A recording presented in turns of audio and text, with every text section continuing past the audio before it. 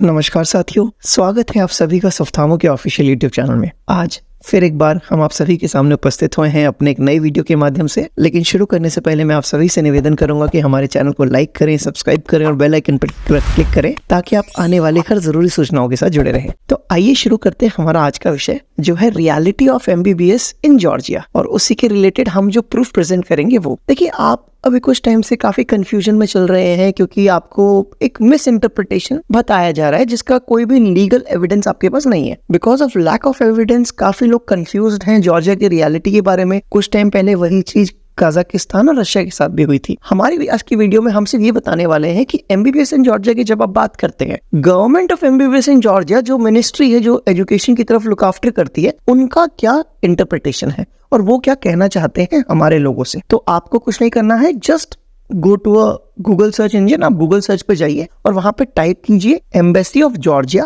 National medical commission. जैसे आप ये चीज टाइप करेंगे embassy of Georgia national medical commission, वैसे ही आपको एक लिंक पब्लिश हुआ दिखेगा 9 अगस्त 2024 का, जिसको पब्लिश किया है embassy of Georgia to the Republic of India ने। जब आप उस लिंक को खोलेंगे तो आपके सामने एक स्क्रीन दिखेगी आपको, जिसमें आपको फिर से मिलेगा कि embassy of Georgia to the Republic of India, और उसके नीचे पब्लिश किसने किया है वो actually, that is information of the ministry of education, science and youth of Georgia regarding the medical education system in Georgia. मतलब इस इंफॉर्मेशन को पब्लिश करने की जो लीगल अथॉरिटी है वो ministry of education, science and youth of Georgia के हाथ में। ठीक है, अब सवाल ये आता है कि उसमें पूरे के पूरे पब्लिशिंग में उन्होंने क्या कहने की कोशिश की है। देखिए, सबसे पहली बात, ये पब्लिश किया था उन्होंने 9 अगस्त 2024 को, because it's been 2 years now. जब से ये गैजेट आया है तब से काफी वक्त हो गया है। लोगों के मन में तरह तरह के सवाल होते हैं कि जॉर्जिया में जा तो रहे हैं लेकिन उसकी रियलिटी क्या है। तो उसके रिगार्डिंग में उन्होंने बड़े सिंपल सी चीजें लिखी हैं।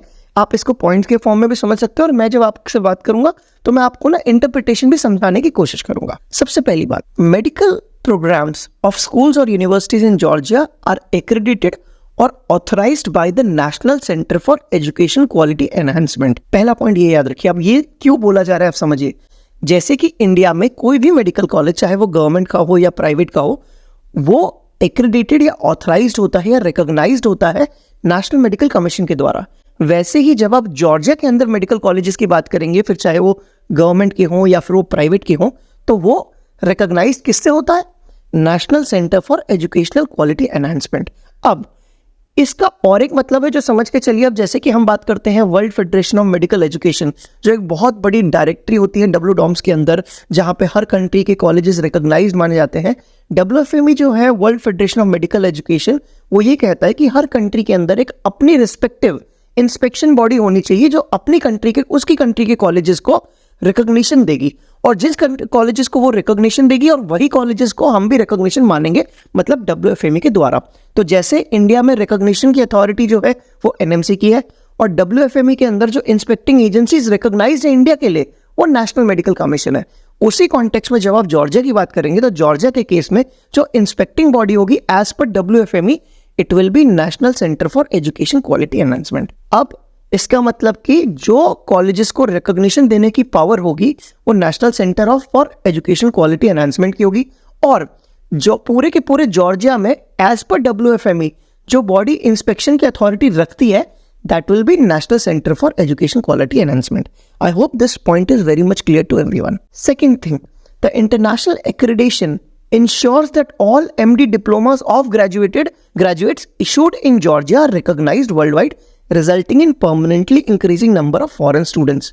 मतलब जो national centre for educational quality enhancement body है, इसके पास इंटरनेशनल एक्रेडिटेशन है, इंटरनेशनल रिकॉग्निशन है, जिसकी मदद से हम ये पता लगा सकते हैं कि भाई अगर ये कॉलेज इस बॉडी से रिकॉग्नाइज्ड है मतलब वहां पे सब कुछ सही है। Third point, in line with national legislation and related regulations on higher medical education and medical sector benchmark, which is mandatory to be fulfilled in order to get accreditation, the duration of undergraduate MD program, देखिए MD program का मतलब होता है doctor of medicine, which is considered equivalent to MBBS in India. Please take a clear note of this. MD programs in Georgia equal to MBBS qualification in India and the United Kingdom is 6 years, मतलब 6 years का course होगा आपका, जिसमें आपको 360 ECTS मिलेंगे। What is ECTS? ECTS is European Credit Transfer System, and this 6 years includes internship, during the 6th graduating year. Kindly take a note of this. अब इसके बाद जब आप आगे बढ़ेंगे then you must understand 4th point की जब हम बात करेंगे, according to the law of Georgia on medical practice graduates of MD programme have the right to be employed as a junior doctor. मतलब जो इंसान एमडी कर लेगा जॉर्जिया से, या फिर एमबीबीएस आप कह सकते हैं हिंदुस्तान के इंटरप्रिटेशन के हिसाब से, उसे राइट मिलेगा वहां पे as a junior doctor job करने का। Correct? A position that may be occupied by a MD graduate from accredited higher medical institution who shall perform the duties of a doctor according to the instructions. 5th point, which is very important, there are no additional exams required for MD program graduates for the status of junior doctor। मतलब कि क्या है कि जब आप MBBS complete कर लेंगे और आप जूनियर डॉक्टर की तरफ भी आप वहाँ काम करना चाहते हैं, तो आपको किसी भी तरीके के लाइसेंसिंग या एक्रेडिटेशन एग्जाम की जरूरत नहीं है। अब किसी चीज के इंटरप्रिटेशन अगर आप रशिया से करें या फिर कजाकिस्तान से करें, तो दोनों जगह पे आपके पास एग्जाम्स होते हैं after completion of your MBBS degree. Kindly take a note of this. अब 6th पॉइंट की जब हम बात करते हैं, in addition according to the article 14 of the same law, junior doctor is authorised to fulfil the duties of a doctor. मतलब जो junior doctor है या फिर इंडिया के माध्यम से अगर आप सोच रहे हैं तो आप उसको जूनियर रेजिडेंट समझिए। ठीक है? अगर जूनियर रेजिडेंट जो है, it is authorised to fulfil the duties of a doctor, thus it fully equals to MBBS qualifications in India। Absolutely correct। Now please understand जो उन्होंने बोला है, जूनियर डॉक्टर या फिर इंडिया के टर्म्स में आप देखेंगे junior resident performs clinical duties under the guidance of a certified specialist. वहां पे अगर जॉर्जिया की बात करेंगे तो जूनियर रेजिडेंट होता है, it is under the guidance of a senior specialist और अ सर्टिफाइड स्पेशलिस्ट। क्या इंडिया में ऐसा होता है? हाँ, बिल्कुल होता है।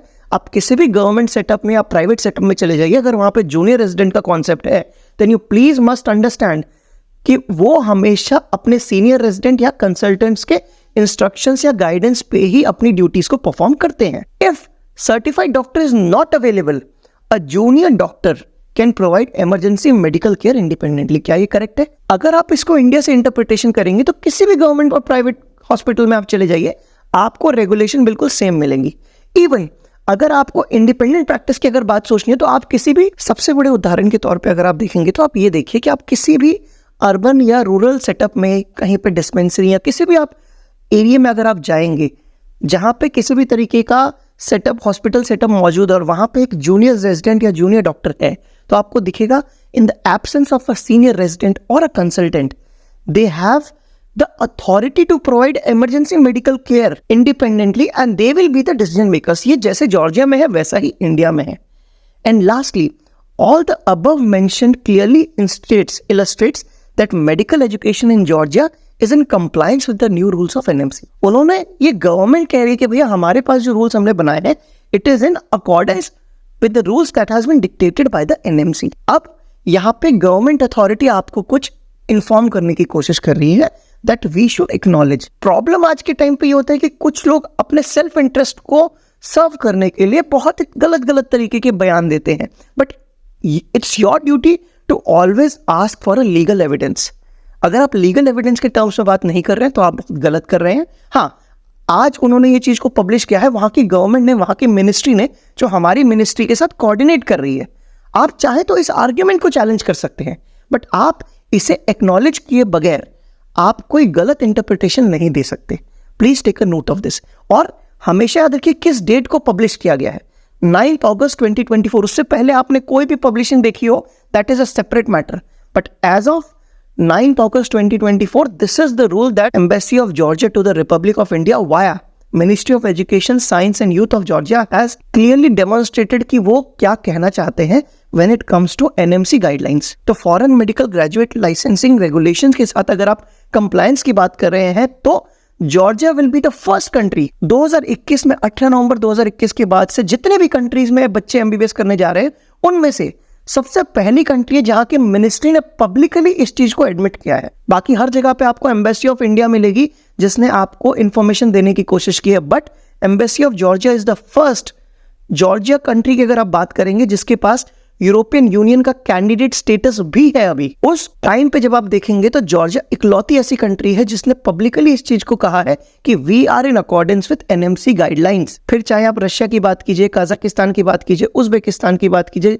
कोई भी कंट्री की आप बात कीजिए, वहां की गवर्नमेंट ने पब्लिकली कोई भी चीज को कंफर्म नहीं किया है। मिनिस्ट्री ने कंफर्म, उन्होंने डायरेक्टली पब्लिक को नहीं बताया है, उन्होंने हमारी एम्बेसीज को इन्फॉर्म किया और एम्बेसी ने उसे पब्लिश किया है।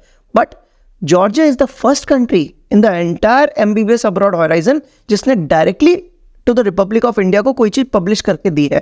और आने वाले वक्त में आपको बहुत सारी कंट्रीज डायरेक्ट पब्लिश करके देने वाली हैं, ताकि वो आपके पब्लिक डोमेन में भी रहे और आप वो एडवाइजरी को इन द फ्यूचर आप उसे लीगली भी यूज कर सकें। So thank you so much guys for watching our video. I hope ये वीडियो आपके काम आया होगा and have a very good day.